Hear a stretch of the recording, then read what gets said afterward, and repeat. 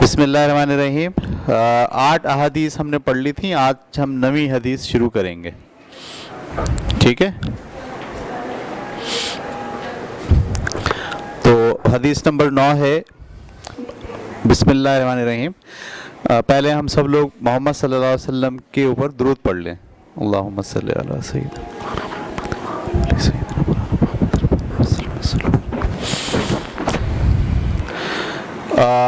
لکھا ہے من نصرہ. ٹھیک ہے, نصرہ کہتے ہیں نصرت کرنے کو, ساتھ دینے کو. ٹھیک ہے, اردو میں بھی لفظ نصرت کریں.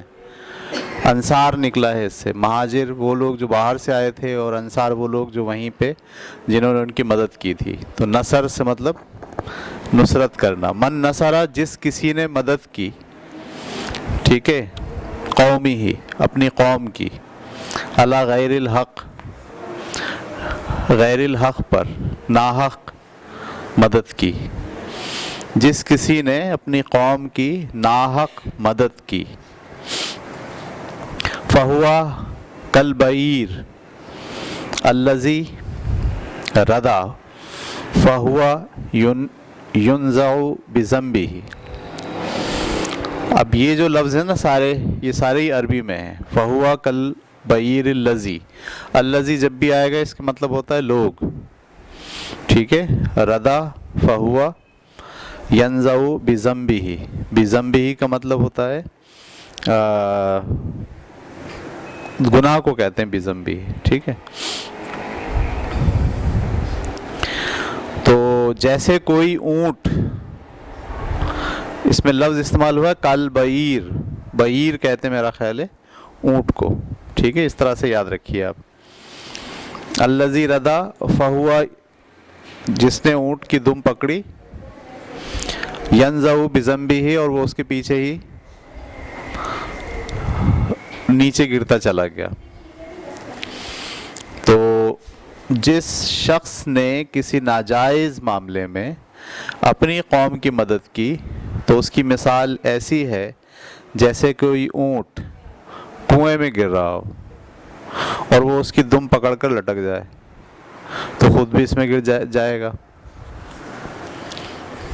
دوبارہ پڑھتا ہوں میں. من نصرہ جس کسی نے نصرت کی, قومی ہی اپنی قوم کی, علی غیر الحق ناجائز چیز کے لیے, فہوا کالبعیر تو وہ ایسا ہی ہے جیسے اس نے اونٹ کی دم پکڑی, ردا فہوا ینزع بذنبہ اور اونٹ کنویں میں گر رہا ہو اور وہ بھی اس کے ساتھ ساتھ کنویں میں گر جائے. ٹھیک ہے, تو دیکھیے محمد صلی اللہ علیہ وسلم نے ایک بہت ہی اہم بات تمثیل کے ذریعے سمجھا دی. اگر اونٹ کنویں میں گر رہا ہے اور آپ اس کی دم پکڑ لیں اس کو بچانے کے لیے, تو کیا ہوگا؟ بچا لیں گے؟ اونٹ کا وزن بہت ہے, آپ کا وزن کم ہے, آپ بھی اس کے پیچھے اسی کنویں میں جا کے گر جائیں گے. بالکل ایسی طریقے سے اگر آپ کی قوم کسی غلطی پر کھڑی ہے اور آپ اس غلطی پر اس کی مدد کر رہے ہیں, اس کی نصرت کر رہے ہیں, اس کی ہاں میں ہاں ملا رہے ہیں, تو دراصل قوم تو تباہ ہوگی, قوم کے ساتھ ساتھ آپ بھی جو ہے وہ تباہ ہو جائیں گے. یہ اس کا بڑا سادہ سا مفہوم ہے. ٹھیک ہے, یعنی آپ کو قومیت کی بنیاد پر, عصبیت کی بنیاد پر, برادری اور خاندان کی بنیاد پر ساتھ نہیں دینا ہے. کسی معاملے میں جب کوئی معاملہ کھڑا ہو جائے تو آپ جو ساتھ دو گے اپنی برادری کا, اپنی قوم کا, اپنے خاندان کا, وہ اس بنیاد پر نہیں دو گے کہ آپ کا ان سے تعلق ہے, بلکہ آپ حق کی بنیاد پر ساتھ دو گے. سمجھ میں آ رہی بات آپ کو؟ آپ کو یہ نہیں دیکھنا ہے کہ خاندان صحیح کہہ رہا ہے, یا بلکہ یہی دیکھنا ہے کہ خاندان صحیح کہہ رہا ہے یا دوسرے لوگ صحیح کہہ رہے ہیں. جو بات حق ہو اس کا ساتھ آپ کو دینا ہے. ٹھیک ہے, یہ فرائض میں شامل ہے. ٹھیک ہے, دیکھیے جو قرآن مجید میں جو احکامات ہیں ہمارے لیے, ٹھیک ہے, جیسے نماز فرض ہے, اسی طریقے سے روزہ فرض ہے. اچھا, نماز فرض ہے دن میں 5 وقت, ایسا ہی ہے نا. دن میں 5 وقت نماز فرض ہے. نفل آپ جتنی بھی پڑھ لیں جب آپ کا دل چاہے, مکرو ٹائم نہ ہو اگر تو جب آپ کا دل چاہے نفل پڑھ لیں آپ, لیکن فرض کتنے؟ 5, اور وہ مخصوص وقت پہ ہی پڑھے جائیں گے. ٹھیک ہے, اسی لیے روزے بھی فرض ہیں, لیکن کیا ہر روز کا فرض ہے روزہ؟ نہیں, بلکہ رمضان کے روزے فرض ہیں, پورے سال کا فرض نہیں ہے. رمضان میں رکھیے آپ, وہاں فرض ہے. اچھا, اگر عام دنوں میں رکھ لیں گے تو وہ کیا کہلائیں گے؟ نفل رکھ سکتے ہیں آپ. اسی طرح زکوٰۃ بھی فرض ہے, روزانہ فرض نہیں ہے, سال میں ایک بار دینی ہے. پورا سال میں جو مال جمع ہوتا ہے کھانے پینے کے بعد جو آپ کی بچت ہوئی ہے, ہر 100 کے نوٹ پر 2.5 روپے آپ کو زکوٰۃ دینی ہے, وہ بھی فرض ہے. لیکن کیا وہ روزانہ فرض ہے؟ سال میں ایک بار فرض ہے. روزانہ آپ جو دیں گے صدقہ خیرات وہ نفل ہیں. تو 2 چیزیں چلتی ہیں ساتھ, فرض اور نفل. فرض کا ٹائم مخصوص ہوتا ہے اور نفل کا کوئی ٹائم نہیں ہوتا, جب چاہے آپ اس کو انجام دے سکتے ہیں. ٹھیک ہے. اسی طرح حج ہے, حج فرض ہے. کب فرض ہوتا ہے؟ ذی الحج کے مہینے میں آخری جو 3 دن ہوتے ہیں اس میں فرض ہوتا ہے. اس میں آپ خانہ کعبہ جائیں گے, وہاں طواف کریں گے, وہاں سارے رسومات کریں گے, تو وہ حج کہلائے گا. ٹھیک ہے. اس کے علاوہ جائیں گے تو کیا کہلائے گا؟ عمرہ. عمرہ کیا ہے؟ نفل ہے. صحیح ہے, وہ کبھی بھی کر سکتے ہیں آپ. اسی طرح قربانی ہے, قربانی فرض ہے. کب فرض ہے؟ 10 جو آپ کی جو عید الاضحیٰ کا دن ہوتا ہے 10 ذی الحج, اس میں فرض ہے. بیچ میں کریں گے, آج کریں کل کریں, یہ کیا ہے؟ نفل ہے. سمجھ میں آ رہی بات آپ کو؟ یہ سارے احکامات اسی ترتیب سے چلتے ہیں. قرآن مجید میں اس کا تذکرہ کیا گیا. اس کے علاوہ بھی کچھ احکامات ہیں, اس کے علاوہ بھی کچھ احکامات ہیں. اس میں سے ایک احکام بہت اہم یہ ہے کہ اگر آپ کو آپ کے مذہب پر قائم نہیں رہنے دیا جا رہا جہاں آپ موجود ہو, آپ پر ظلم و ستم کیا جا رہا ہے, آپ کو نماز پڑھنے نہیں دی جا رہی, آپ جو مذہب پر عمل کرنا چاہتے ہو اس مذہب کو عمل کرنے سے لوگ آپ کو تکلیف دے رہے ہیں, صحیح, پتھر مار رہے ہیں, آپ کو جان کا خطرہ ہو گیا ہے, تو اب اس وقت پہ ہجرت فرض ہے. اس وقت کے کیا فرض ہے؟ ہجرت. یعنی اب آپ وہ علاقہ چھوڑیں اور چھوڑ کے چلے جائیں, اور اگر ہجرت نہیں کریں گے اس وقت تو پھر عذاب ہے. قرآن کے اندر بڑی تفصیل سے اللہ تعالیٰ نے کہا ہے کہ جب فرشتے ان کی جان نکالنے کے لیے آئیں گے تو کوڑے لے کے ان کی پیٹھوں پہ ماریں گے اور کہیں گے کہ تمہیں کیا ہوا تھا کہ تم اس جگہ پہ ظلم اور ستم سہتے رہے, ہجرت تم نے نہیں کی, اللہ کی زمین تو بہت بڑی تھی, تم وہاں سے کیوں نہیں چلے گئے. یعنی ہجرت اب فرض ہو گئی. اچھا, ہر حال میں ہجرت فرض نہیں ہے. ہجرت کا وقت کون سا ہے فرض؟ جب آپ کو مذہب پر عمل کرنا مشکل ہو جائے اور جان آپ کی خطرے میں پڑ جائے, تو اب یہ وہ وقت ہے جہاں پر کیا ہوگا؟ ہجرت فرض ہو جائے گی. اگر آپ ہجرت نہیں کرو گے تو کیا ہوگا؟ اللہ تعالیٰ کی جانب سے ناراضگی ہے اور قیامت میں آپ کو اس کی سزا ملے گی. ایک اور حکم ہے قرآن مجید میں, وہ حکم یہ ہے کہ جب تم سے شہادت لی جائے, گواہی طلب کی جائے, تو اس وقت تم گواہی دو گے. اب گواہی دینا فرض ہو گیا ہے. گواہی دینے کا مطلب کیا ہوتا ہے؟ آپ کے سامنے کوئی چوری ہو گئی, آپ نے چور کو دیکھ لیا, آپ کو پتہ یہ چور ہے, لیکن آپ کسی مصلحت کی وجہ سے خاموش ہو, اوکے. لیکن اگر کسی پولیس والے نے تھانے میں بلا کے آپ کو بلایا اور پوچھا, ہاں بھائی بتاؤ تم کہاں تھے, کیا دیکھا تم نے, اب آپ نہیں چھپا سکتے. اب یہ کیا ہو گیا؟ اب گواہی دینا فرض ہو گیا ہے. صحیح ہے. اس کی بہترین مثال آپ کے ہاں ہوتی ہے ووٹ کی. یعنی جب ووٹ مانگا جاتا ہے آپ سے الیکشن کے اندر, تو یہ سیم وہی حکم آ گیا کہ آپ سے گواہی مانگی جا رہی ہے کہ یہ جو آدمی ہے جو الیکشن میں کھڑا ہے, آپ کے خیال میں یہ کیسا ہے, یا کون سا اس میں صحیح ہے. تو اب آپ غور و فکر کر کے اس کا بیک گراؤنڈ دیکھ کے وہ کس پارٹی سے تعلق رکھتا ہے اس کو دیکھ کے صحیح عصبیت نہیں کرنی ہے. اب یہ حدیث یہاں آ گئی تو وہاں آپ کو عصبیت نہیں کرنی کہ بھئی یہ تو مہاجر ہے, ہم مہاجر کو ہی ووٹ دیں گے, بھلے چرسی ہو, موالی ہو, بھلے قاتل ہو, شرابی ہو. بھئی یہ تو پی ٹی آئی کا, ہم تو اس کو ووٹ دیں گے, بھلے وہ ایک نمبر کا غنڈہ بدماش ہو, لیکن کیونکہ وہ پی ٹی آئی کا, ہم تو اسی کو ووٹ دیں گے. نہیں, یہاں پر اب آپ کے لیے بنیادی طور پر گواہی دینا فرض ہو گیا ہے. یہاں پر آپ کو اپنی عصبیت, اپنا خاندان, ٹھیک ہے, اپنی قوم کو نہیں دیکھنا ہے, بلکہ کیا دیکھنا ہے؟ حق کو دیکھنا ہے. صحیح بات کیا ہے؟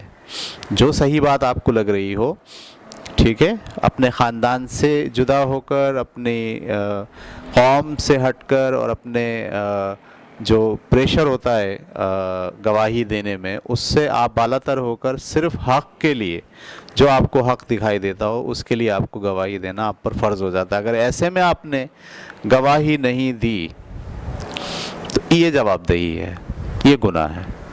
صحیح ہے. اور اگر غلط جواب دہی دے دی کسی وجہ سے, قوم کے چکر میں یا برادری کے چکر میں, یا پورے خاندان سے پوچھا, ہاں بھائی کس کو ووٹ دے رہے ہو, اور فلانے کو دے رہے ہیں, چلو ہم بھی دے دیتے ہیں, یا لالچ میں آ کے بولو بھائی وہ 2,000 روپے دے رہے ہیں ووٹ کے, صحیح ہے, ووٹ دو گے تو 2,000 مل جائیں گے, چلو بھائی. تو اب آپ نے یہ گناہ کا کام کیا. محمد صلی اللہ علیہ وسلم نے اس سے روکا. اچھا, صرف روکا ہی نہیں ہے بلکہ تمثیل سے کہا ہے کہ دیکھو اگر ایسا کرو گے تو تمہاری حالت ایسی ہوگی جیسے اونٹ تو گر ہی رہا ہے کنویں میں, اور تم اس کو بچانے کے لیے کیا کر رہے ہو؟ اس کی دم پکڑ رہے ہو.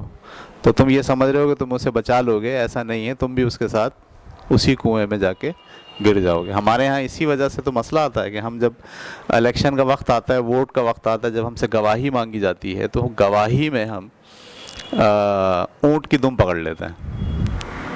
دیکھا, سب جہاں گر رہے ہوں ہم بھی وہاں گرتے ہیں. ہم یہ نہیں دیکھتے کہ بھائی کون صحیح ہے, اور جو ہمارا کینڈیڈیٹ ہے ہمیں اس کا مشاہدہ کرنا چاہیے, اس کے پاسٹ کو دیکھنا چاہیے. صحیح ہے, وہ پڑھا لکھا ہے, سمجھدار ہے, عاقل ہے, بالغ ہے, لوگوں کے لیے سماجی خدمت کا جذبہ رکھتا ہے, ہم اس کو ووٹ دیں. ٹھیک ہے.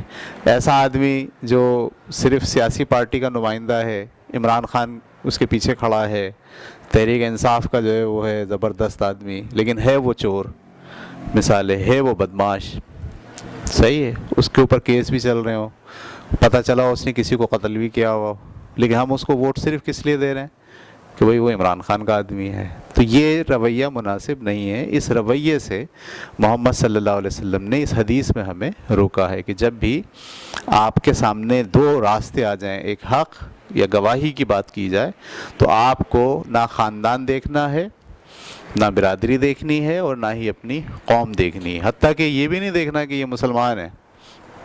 بعض اوقات ایسا معاملہ جاتا ہے کیس میں ایک طرف یہودی کھڑا ہے, ایک طرف مسلمان کھڑا ہے. جیسے کہ بہت ساری ہمارے ماضی کے اندر مسلمانوں کی عدالتوں میں ہوا کہ ایک طرف یہودی کھڑا ہے, ایک طرف جو ہے وہ مسلمان کھڑا ہے, اور گواہی دینے کے لیے مسلمان کو بلایا گیا. تو مسلمان نے یہ نہیں سوچا کہ یہ یہودی ہے اور یہ کیا ہے, مسلمان ہے, یہ ہماری قوم کا, یہ دوسری قوم کا, بلکہ اس نے انصاف کی بنیاد پر جو اس نے بات دیکھی تھی, جو اس کے پاس شہادت تھی امانت کے طور پر, وہ اس نے بیان کر دی. ٹھیک ہے.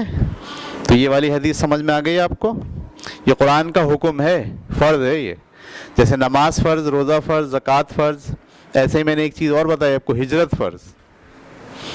اسی طرح کیا فرض؟ گواہی فرض. جب گواہی مانگی جائے گی تو آپ کو دینا ضرور پڑے گی, پھر آپ پیچھے نہیں ہٹ سکتے. تو یہ ہم نے پڑھ لی. حدیث نمبر 9 کا مطالعہ ہو گیا. اب ہم پڑھنے جا رہے ہیں آپ کی حدیث نمبر 10, پیج نمبر 89 کے اوپر.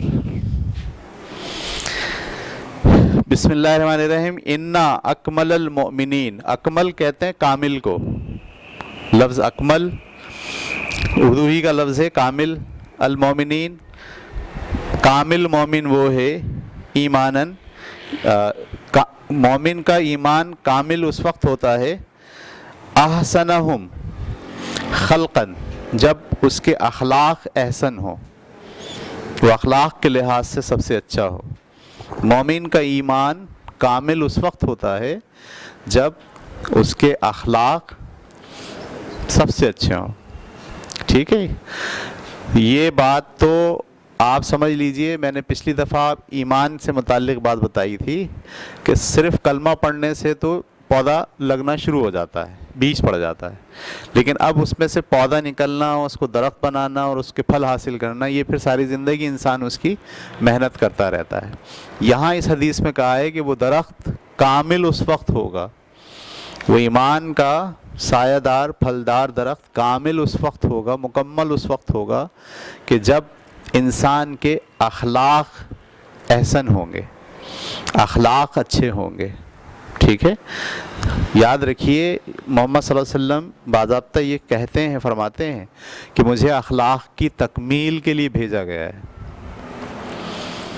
صحیح ہے، یعنی اخلاق ایک انسان کا کس درجے پر ہونا چاہیے، مجھے اسے مکمل کرنے کے لیے بھیجا گیا ہے۔ اور قرآن مجید میں آپ صلی اللہ علیہ وسلم کو کہ اخلاق کو اعلیٰ ترین اخلاق قرار دیا اللہ تعالیٰ نے بھی۔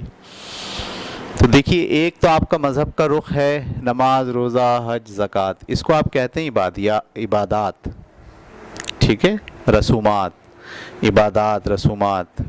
اس میں زیادہ تر جو ہے وہ آپ کا تعلق خدا کے ساتھ ہوتا ہے، اگرچہ کہ اس کے فوائد بندوں کے ساتھ بھی ہوتے ہیں، لیکن کیونکہ خدا نے آپ کو حکم کے طور پر وہ دیا ہوتا ہے تو اس کی جواب دہی بھی خدا کے ساتھ آپ کی۔ نماز پڑھنی ہے خدا کے لیے، روزہ رکھنا ہے خدا کے لیے، زکوٰۃ اس لیے دینی ہے کہ خدا نے فرمایا ہے۔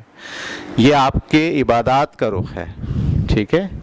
دوسرا جو رخ ہے وہ ہے اخلاقیات کا، معاشرت کا، صحیح ہے۔ اسلام کا بڑا حصہ معاشرت پر زور دیتا ہے، یعنی آپ جب ایک دوسرے کے ساتھ مل کے رہتے ہیں، ماں باپ کے ساتھ، بہن بھائیوں کے ساتھ، دوست احباب کے ساتھ کاروبار کرتے ہیں، لین دین کرتے ہیں، تو اس وقت آپ کا ایک دوسرے کے ساتھ برتاؤ کیسا ہوتا ہے، آپ کا ایک دوسرے کے ساتھ رویہ کیسا ہوتا ہے، اس پوری بات کو کہتے ہیں اخلاقیات، ٹھیک ہے۔ اخلاقیات کا جو پیرامیٹر ہے وہ بڑا ہے اور عبادات کا پیرامیٹر چھوٹا ہے، صحیح۔ عبادات رسومات میں ڈھل جاتی ہیں، لیکن اخلاق جو ہے وہ آپ کی پوری شخصیت کے اندر ڈالنا پڑتا ہے۔ یہ بات ذہن میں ڈال لیجئے کہ اگر آپ کے اخلاق اچھے نہیں ہیں، آپ کا لوگوں کے ساتھ برتاؤ اچھا نہیں ہے، رویہ آپ اچھا نہیں رکھتے، تو لاکھ نماز پڑھ لیجئے، ٹھیک ہے، آپ کا ایمان مکمل نہیں ہوگا۔ ایمان کی تکمیل کے لیے آپ کو اخلاق کو احسن کرنا پڑے گا، اچھے اخلاق اختیار کرنے پڑیں گے۔ بے شمار چیزیں ہیں، ہم نے آپ کو کیریکٹر بلڈنگ کا پورا کورس کرایا ہے، 20 جو ہے وہ چیزیں آپ کو بتائی ہیں، ٹھیک ہے۔ اس میں اخلاق میں جو سب سے بہترین بات ہے وہ نرمی سے بات کی جائے۔ ایک دوسرے سے جب آپ بات کریں گے تو نرمی سے بات کریں گے، ٹھیک ہے۔ ایک دوسرے کو نیچا دکھانے اور خود کو دوسروں سے برتر ثابت کرنے کا رویہ لے کر اگر آپ بات چیت کریں گے تو یہ بد اخلاقی ہے۔ ہمارے ہاں یہ عنصر بہت پایا جا رہا ہے اب، کہ ہم ایک دوسرے سے بات کرتے وقت اس پہلو کے ساتھ بات کرتے ہیں کہ سامنے والا ہار جائے اور میں جیت جاؤں، وہ کمتر ثابت ہو جائے اور میں برتر ثابت ہو جاؤں، صحیح ہے۔ اس رویے میں تو اخلاق ہے ہی نہیں، یہ رویہ تو بد اخلاقی پر مبنی ہے۔ تو کم سے کم اسٹارٹ آپ کو کرنا چاہیے محمد صلی اللہ علیہ وسلم کی اس بات پر عمل کرنے کے لیے، وہ یہ کہ آپ جب ایک دوسرے سے بات چیت کریں تو ہار اور جیت کے بغیر ایک دوسرے کو مخاطب کریں، ہار اور جیت کے بغیر کمیونیکیٹ کریں، اپنے خیالات کا اظہار کریں، دوسرے کی بات کو توجہ سے سنیں، اگر وہ تلخ بات کہہ رہا ہے تو اس کو برداشت کریں، ٹھیک ہے، پلٹ کر فوراً جواب نہ دیں، گالی نہ بکیں، صحیح، سخت کلامی مت کریں، صحیح، کجروی سے بات نہیں کریں، جیسے ہم کہتے ہیں تو تڑاک، ابے تبے، غصے کا اظہار، یہ ہمارا مذہب ہمیں نہیں سکھاتا۔ محمد صلی اللہ علیہ وسلم تو کہہ رہے ہیں ایمان کی تکمیل اسی شخص کی ہوگی جس کے اخلاق اچھے ہوں گے، صحیح۔ ہم نے بہت دیکھا ہے کہ نماز تو 5 وقت کی پڑھ رہے ہیں لیکن اخلاق اچھے نہیں ہیں، بات چیت کے اندر رواداری نہیں ہے، مروت نہیں ہے، مروت، آپ کو پتا مروت کیا ہوتی ہے؟ مروت یہ ہوتی ہے کہ کسی شخص کے منہ پہ اس کی برائی نہ کریں. ہمارے یہاں تو یہ بڑا اچھا سمجھا جاتا ہے، میں تو جو بولتا ہوں منہ پہ بولتا ہوں. ہمیں دیکھا لوگ فخر سے بولتے ہیں یہ بات. بھائی صاحب میں تو جو بولتا ہوں صاف صاف منہ پہ بولتا ہوں. وہ بھائی یہ اخلاق نہیں ہوتے ہیں. اخلاق یہ ہوتا ہے کہ آپ کو اگر کسی شخص کے اندر کوئی برائی دکھ رہی ہے، کوئی خامی دکھ رہی ہے، تو آپ اس کے منہ پہ نہیں بولیں، پیٹھ پیچھے دوسروں کو بھی نہیں بولیں، وہ غیبت ہے. صحیح ہے. اس کو سمجھانا ہو تو الگ سے تسلی سے بٹھا کے اس کو نرمی سے بات سمجھا دی جائے. جیسے ہم نے اردو میں آپ کا ایک سبق پڑھایا تھا اخلاق نبوی. آپ کو یاد ہے ایک آدمی محمد صلی اللہ علیہ وسلم کے پاس آیا تھا جس نے زعفران لگایا ہوا تھا. اچھا آپ صلی اللہ علیہ وسلم کو یہ بات پسند نہیں تھی، لیکن آپ اس سے خندہ پیشانی سے ملے، اچھے طریقے سے بات کی. جب وہ چلا گیا تو کسی صحابی سے کہا کہ بھائی اس کو آپ چپکے سے کہہ دینا کہ زعفران مت لگایا کرو. یہ رویہ ہے اخلاق کا. یہ نہیں کہ آپ نے اس کو بس بھائی بال کی کھال نکالوں تیری. صحیح. ہمارے ہاں یہ رویہ بہت آ گیا. تو محمد صلی اللہ علیہ وسلم کی تعلیمات کے خلاف ہے یہ بات کہ ہم کسی کے ساتھ جو ہے بدتمیزی اور بد اخلاقی سے پیش آئیں. تو یہ تھی ہماری حدیث نمبر 10. کیا تھی حدیث؟ کسی مومن کا ایمان اس وقت تک کامل نہیں ہو سکتا، کامل ایمان والا مومن وہ ہے جو اخلاق کے لحاظ سے سب سے اچھا ہو. آپ کی کتاب میں لکھا انسانی شخصیت کی اصل تصویر ایک آئینہ بھی اتنی صاف پیش نہیں کرتا جتنا اس کا اخلاق. اے ہائے کیا جملہ بولا ہے. انسان کی شخصیت کی عکاسی آئینہ بھی نہیں کرتا اتنی اچھی جتنا اس کا اخلاق. آئینے میں تو صرف کیا دکھتا ہے؟ شکل. بات چیت کرنے اور اخلاق سے کیا دکھتا ہے؟ اس کی شخصیت. ٹھیک ہے. جب ایک انسان دوسرے سے معاملات کے دوران حسن خلق سے پیش آتا ہے تو اس کی شخصیت کا ظاہر اور باطن مکمل طور پر واضح ہو جاتا ہے. حسن خلق ہی ایک ایسا عمل ہے جس سے آپس کی نفرتوں کو نہ صرف محبتوں میں بدلا جا سکتا ہے بلکہ دشمنوں کے دل میں بھی گھر کیا جا سکتا ہے. حضور اکرم صلی اللہ علیہ وسلم نے دعوت حق کے دوران عام طور پر تمام عمر اور مکی زندگی میں خاص طور پر صرف حسن خلق ہی کے ہتھیار سے اپنے بڑے سے بڑے دشمن کو ذلیل کیا. ویسے تو حسن خلق کو نہ صرف مسلمانوں بلکہ تمام انسانوں کو اپنانا چاہیے، مگر مسلمانوں کے لیے تو حضور اکرم صلی اللہ علیہ وسلم نے حسن خلق کو ایمان کی تکمیل کا پیمانہ قرار دیا ہے. حسن اخلاق دراصل روزمرہ زندگی میں اللہ کے رسول صلی اللہ علیہ وسلم اپنے نفس اور مخلوق خدا کے ساتھ ایک مسلمان کے طرز عمل اور رویے کا نام ہے. اگر یہ طرز عمل اور رویہ اچھا ہے اور شریعت کے اصولوں کے مطابق ہے تو اسے حسن اخلاق کہا جائے گا، اور اگر یہ طرز عمل اور رویہ اچھا نہیں ہے تو اس کو برا اخلاق کہا جائے گا. ٹھیک ہے. چلیے جناب، یہ تھی ہماری آیت نمبر حدیث نمبر